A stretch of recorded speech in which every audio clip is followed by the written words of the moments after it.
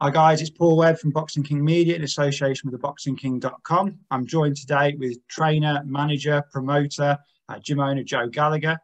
Joe, thank you for joining us. Obviously some massive news yesterday with two of your charges being added to the huge May 1st Sky Box Office show, with Natasha Jonas challenging Katie Taylor and Marcus Morrison taking on Chris Eubank. First of all, Joe, how are you? And it's a massive opportunity for two fighters on a huge stage like this. Yeah, listen, it's fantastic news. Spoke to both of them this morning and said the phones are on fire. They blew up. And I think Natasha Jonas, Katie Taylor was one of the worst kept secrets in boxing. But Marcus Morrison, Chris Eubank Jr., I don't think no one's seen that coming. Really pleased for them. I've seen, obviously, Natasha Jonas, what a turnaround in her career, from getting beat and then going in as a huge underdog into Eddie's back garden. Don't forget, Sky bet had a 100-1 to win in any round. That's how big of an underdog she was. And obviously, everyone knows that she won that fight that night. And now here she is now, 9 years later. Friends reunited, as I've called it. Tasha and Katie dance again. And for both girls, obviously they were involved in that huge 2012 Olympic event, which was the highest sounding decibel event, which is huge because the atmosphere of that as well. But how they've gone on, Katie Taylor is a legend of the sport. She's a hero back home in Ireland, and what she's done for women's boxing in the pro game, and Natasha Jonas as well, obviously, as an amateur and a professional. This is the biggest female fight in British and Irish boxing history. And for Natasha, she was involved in the biggest English female fight with Terry Harper. It was the first time that had happened, and now she's involved in this again. And I've got to give huge thanks to Brian Peters and Katie Taylor for making this fight happen. Obviously, there was talk of her must having a mandatory or fighting a Seaborg or a Serrano. But like you say, to give Natasha Jonas the opportunity, everyone seeing how well Natasha performed, and it's got to be an exciting fight. If you've read Katie Taylor's book, she puts Natasha down as a hardest opponent to date. So I've said to both kids, get the tin hats ready, because we've got to get an awful load of stick over the first week or two. People saying, "Oh, you shouldn't be getting, and you shouldn't be getting this and all that," but it's what I've heard before. It's a huge opportunity for them. And for Natasha Jonas, she's boxed on the world stage as an amateur and as a professional now. And it's a big fight between her and Katie. For Marcus Morrison, people saying, "Oh, but he lost to this one, he lost to that one." Yeah, he did. But he's come back well, and he had a great win out in Italy. He's had a few fights on my shows as well. He can punch. And it's a huge opportunity for him. And these fighters, Marcus had one fight last year on my show, but hasn't fought for like 12, 13 months. Natasha hasn't fought since the Garden. There's bills to pay, mortgages. Marcus has just become a dad. And any middleweight around the country that would have took that phone call for Chris Eubank Jr., they would have said, yeah, no matter who it was. And Marcus Morrison is no different as well. It's a huge opportunity. It's a chance for him for his profile, to go in there, give a good account of himself, and he can punch. And everyone will be tuning in to watch Eubank Jr. to see the improvements he's had working out with Roy Jones Jr. out there in America. So I can understand Eubank Jr. Fighting somebody like Marcus before a big fight. And listen, we're not there to make up the numbers, neither of them. Marcus Morrison and Natasha Jonas are there to win.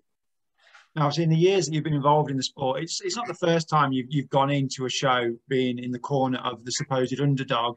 Obviously, but to have two on the same night, what sort of challenges as a coach has that given you? And it's even going into a fight, especially the heavy favourite, whether you have to think less. This is two very different challenges that you're going to face on that night. Yeah, I think the last time this happened is when Scott Cardle fought Lewis Ritson and Callum Johnson fought Frank Buglione. Both went in as outsiders. Callum hadn't fought for a long time. Everyone was on about Frank going to fight for a world title after it. And same with Scott Cardle, Lewis Ritson. I think Cardle hurt Ritson in round one. But like you say, it was short note. Richardson come and finish the job, but Callum Johnson went in and smashed and grabbed and come away with it, and then went on to perform against BTBF. So same scenario as well. I'm telling you now, Katie Taylor isn't taking Natasha Jonas lightly in training. I think you've got to see the best Katie Taylor, because she knows she's been in with Natasha. She knows she can punch. And like I've said in another interview this morning, she's done fantastically well. But Katie Taylor could easily be 0-2 with Define Passoon at the moment, but she isn't, or it could be 1-1. But she's 2-0. She's got to be training extremely hard. She knows the challenge, Natasha. She won't be listening. She's got good people around her. Brian Peters will be drilling into her.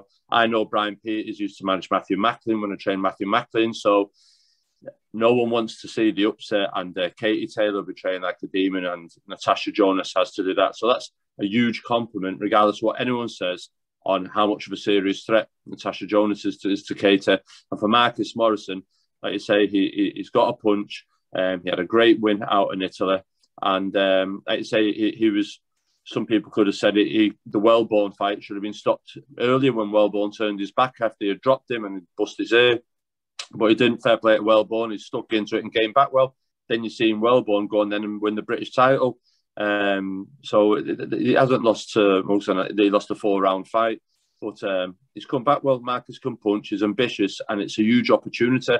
Whether Eubank Jr. is going to take Marcus Morrison, like, we'll remain to see. I don't think he will, because he'll want to impress Calais, Southland and Roy Jones. Obviously, you talk about the online backlash, but on the flip side of that, I've seen an awful lot, and I count myself as someone who's saying the same sort of thing, that the Natasha Jonas Katie Taylor fight arguably could be a headliner. I think it should be the headline act. I'm not saying that headline act. Yeah, on this show, it's the undisputed title. It's for the first time, I think, ever that I've seen two female fighters being talked about this way, that this legitimately could be a pay-per-view headliner in its own right. Yeah, I agree. I think it couldn't be a headline act and then there's nothing else on it. But I think it's good enough to stack up what this card is going to be shaped like. A famous 5, Magnificent 7. Remember them old title fights where there's plenty of them? But I do think it's worthy of the top billing with that. I do feel Richards Bivol is the next fight under that.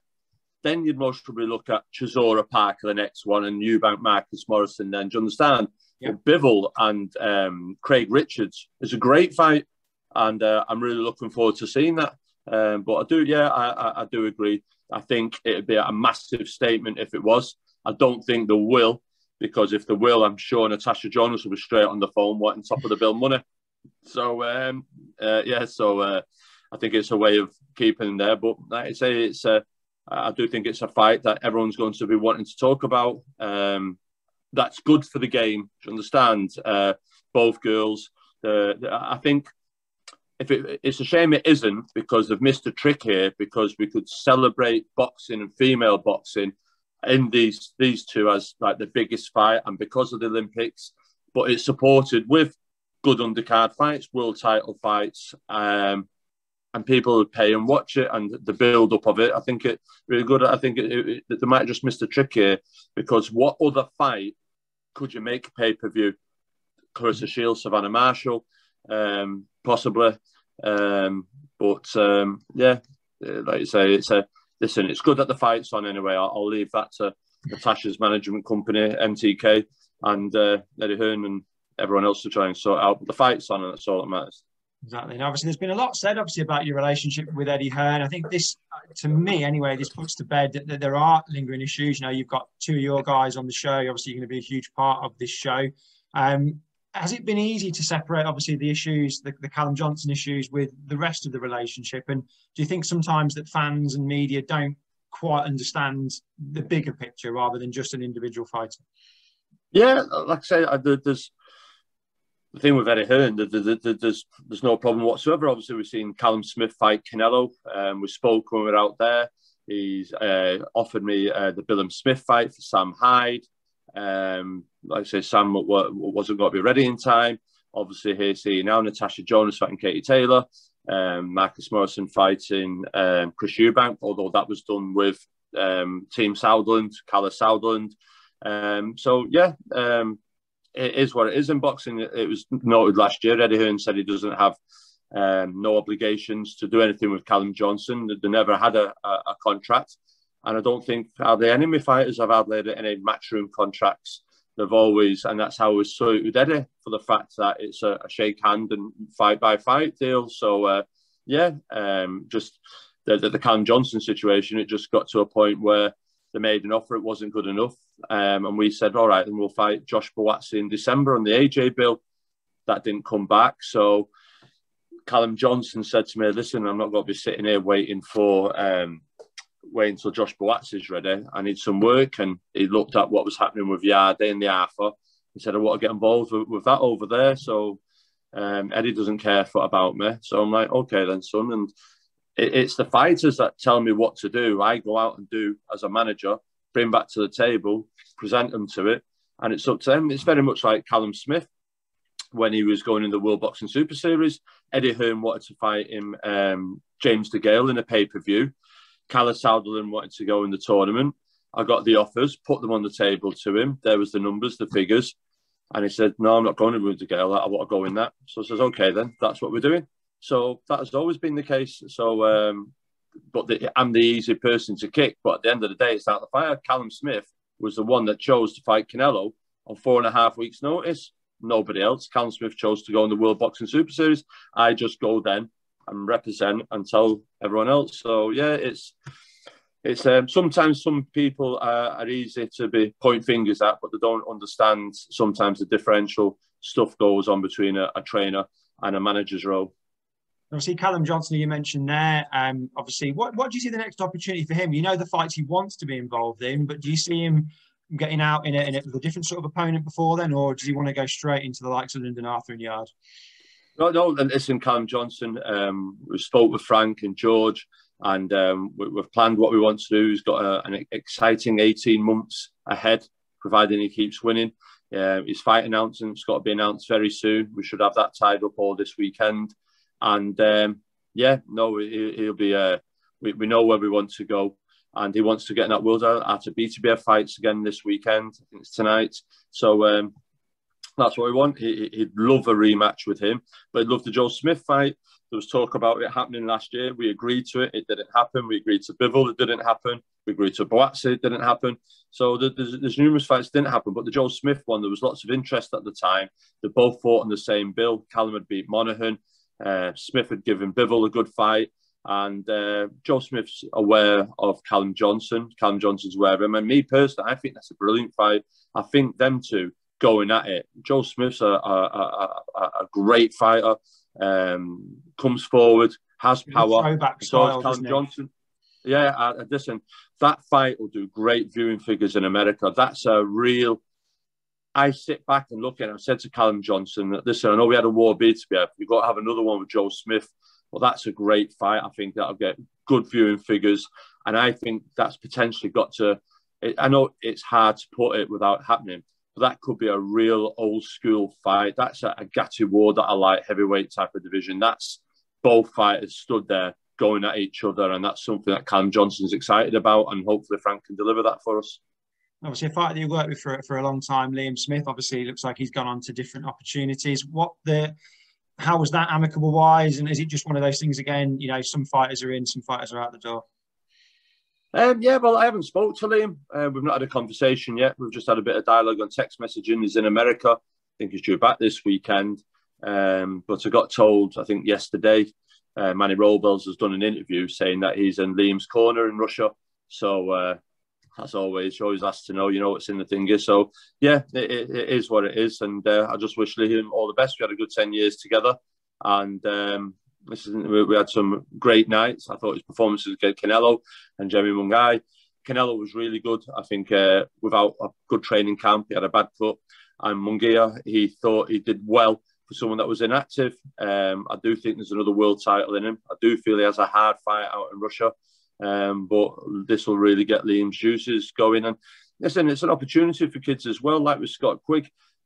I've took my fighters over to America numerous times training, and they always think, I wonder what it's like training over there. And before this, do you know what I mean? Alex Arthur and the Scottish kid based themselves over at Freddie Roach's gym for a while. And they just want to see what it's like. And Liam's career has come down to the back straight of it. He's got a year, 2 years left, and he wants to do that. So, yeah, no problems. Wish him all the best, and hopefully he can deliver another world title. And finally, just to finish up, obviously, well, two things really. Obviously, you started promoting shows, and you had some good shows, and obviously the back end of losing where we are with the pandemic now, so 2019 to 2020. Obviously, at the moment, it's very difficult to do that. What is your kind of long-term goals with the promotion side of things? What is it you want to achieve? What is it you want to do? And also, I can remember being up in the gym years and years ago and people talking about Callum Smith and other gyms you travel to. There's always a prospect that not everyone's really focusing on. Who is that kid in your gym now, and who do you think will be the one that we should be looking out for the next couple of years? Well, it's harder because I had a professional fight first, but I feel Callum Thompson, who a kid that I've just signed, managerial-wise and training-wise, I feel he's very much like Callum Smith, who's on the GB team. His weight division was 60 kilos, he got scrapped, so he was too small for 64 and too big for 57. I like Callum Smith. He was hard done by in the qualifier, didn't go to the Olympics. And not many people paid attention to him. His first fight, he won on points, second on points, and then lit the torch paper and is away. And I think Callum Thompson is going to be a similar type of kid. I'm very excited about him. We're in talks at the moment with a fight and a promotional deal. So it's something I'm really excited about. I really, and everyone that comes in the gym watching Callum Thompson sparring at the moment are all saying what a good kid is. But like you say, the potential is good. He has to fulfill it, as with Callum Smith at the time, and will only be judged on how he performs in his professional fights. But he is a kid that we want to move quick, because I feel we have the potential to move him quick. And with my shows as well, we want to, once the lockdown's lifted, we've been looking at a few dates already. I would like to put some shows on before the end of the year, 2 or 3 shows, to give these prospects. There's lots of good kids up here in the north, lots of good kids. And the main thing is to try and get some TV. I feel it's unfair that the major promoters in boxing are all London based and all the TV companies are all in London, and given them, there's no northern promoter with any television. One of the main brands anyway, whether it be Channel 5, Sky, BT or whatever. So there's lots of northern talent, and I think it'd be good if a northern promoter, whether Steve Woods or whoever, got some TV dates and started letting us up here put some shows on, because there's some really good kids that aren't getting work. Ricky Hatton's got a gym full of fighters there. Michael Jennings got a gym full of fighters. There's good fighters in Liverpool, and that they're just not getting the opportunity to be showcased. So it'd be good if we could have a few TV dates for northern promoters up here to showcase northern talent. Yeah, completely concur with that. That's great. Okay, well, Joe, thank you very much for joining me today. Obviously, you've got a lot of work to do between now and May the 1st, I'm sure, but I'm sure you'll be right up for the challenge. Yeah, 100%. Yeah, no, there's a lot of square eyes. The eyes will be squared again coming up now. But listen, the gym's buzzing. Everyone's got a date. They're all focused, and there's a really good vibe. And they came back into the gym, I think it was January the 19th, and they've got a good 6 weeks under the belt. I told them the phone will ring. You've got to be ready. The opportunities will present themselves. So we're 6 weeks out today. We've 6 weeks already banked, and we're in a good place, and we're ready to go into the nitty-gritty of training camp with the sparring and a lot of the technique and the stuff we've worked on, and it's just implementing that now in the sparring sessions coming up now. But we're really looking forward to it, and it's got to be a great night for British boxing and female boxing. Absolutely. Thank you very much, Joe. Thank you for joining me today. No problem. Cheers. Thank you.